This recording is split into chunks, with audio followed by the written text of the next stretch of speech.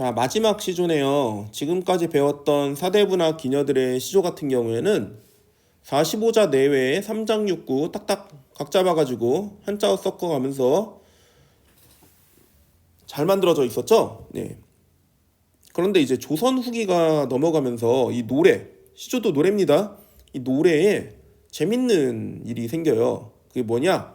바로 양반들 뿐만 아니라 평민층들이 시조 작가로 대거 등장하게 되는 거예요. 그런데 이 사람들은 일단 여러 가지 이유가 있겠지만 그 중에서도 하고 싶은 말이 정말 많았거든. 왜? 답답하니까 세상이.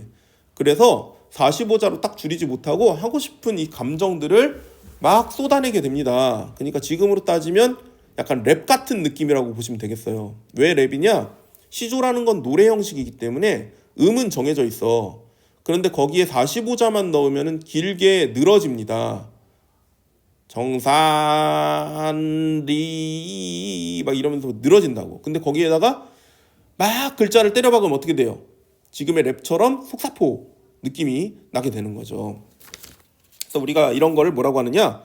사설시조라고 해요. 보세요. 일단 초장은 약간 늘어났는데 중장이 많이 늘어났죠. 한 줄이 아니지.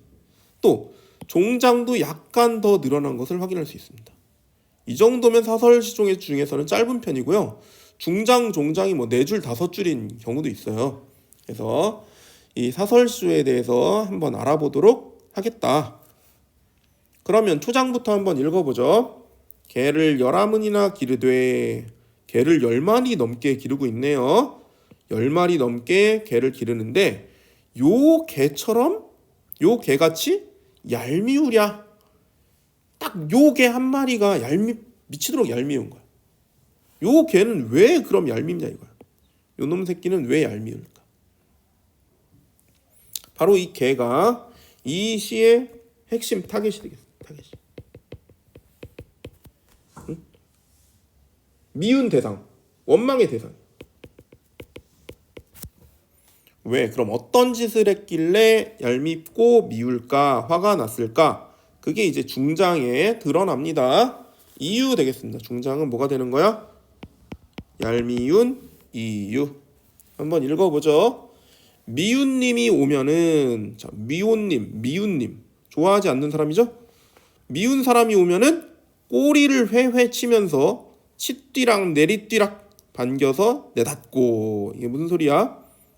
치띠락은 위로 가는 걸 치띠락, 위입니다. 내리띠락은 아래로 하는 거죠. 그러니까 막 점프 뛰는 거야. 네. 꼬리를 막 미친 듯이 프로펠러 돌리면서 위로 점프했다가 난리 치는 거예요. 너무 반가워가지고. 그러면서 반겨하면서 달려나가 막. 누구한테? 내가 안 좋아하는 미운님이 왔을 때. 여기까지 이해했죠? 미운님이 왔을 때 하는 행동이 이렇더라. 그러면 미워하는 사람의 반대인 고운님이 왔을 때는 어떻게 해요? 고운님은 내가 사랑하는 대상이죠. 좋아하는 사람이죠. 고운님이 오면은 어떤 행동을 하는지 보다. 고운님이 오면은 뒷발을 버둥버둥거리고 무르락 나으락. 무르락 나으락은 뭐야? 무르락은 뒤로 갔다가 나으락은 앞으로 나왔다 하면서.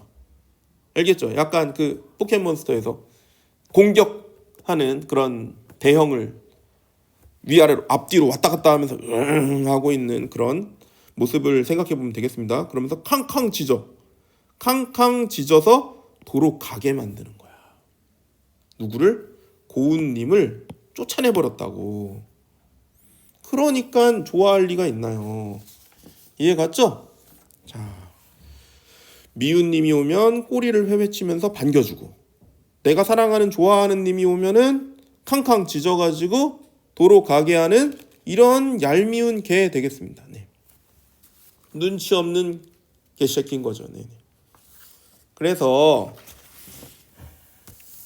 종장을 보시면 쉰밥이 그릇그릇 난다고 했을 때 쉰밥이 그릇그릇 난들, 쉰밥이 썩어 넘쳐나도 너 먹일 줄이 있으랴. 너 같은 놈한테는 절대 안 줘.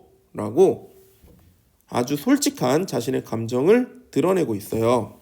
자, 여기서 출제 포인트 한번 또 보겠습니다. 회회, 그치? 회회, 버둥버둥, 캉캉 이런 거 뭐예요? 꼬리를 회회 치는 모양이니까 의태어, 그치? 버둥버둥, 뒷발을 버둥버둥 거리는 모양이니까 역시 마찬가지로 의태어.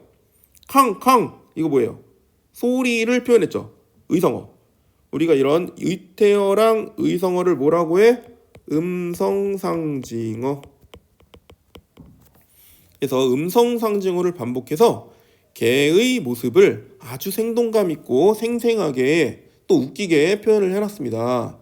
또 미운님이 오면은, 고운님이 오면은 하면서 두 개를 대비시키면서도 또 대꾸법을 활용해가지고 짝을 지어놓은 것을 확인할 수 있죠.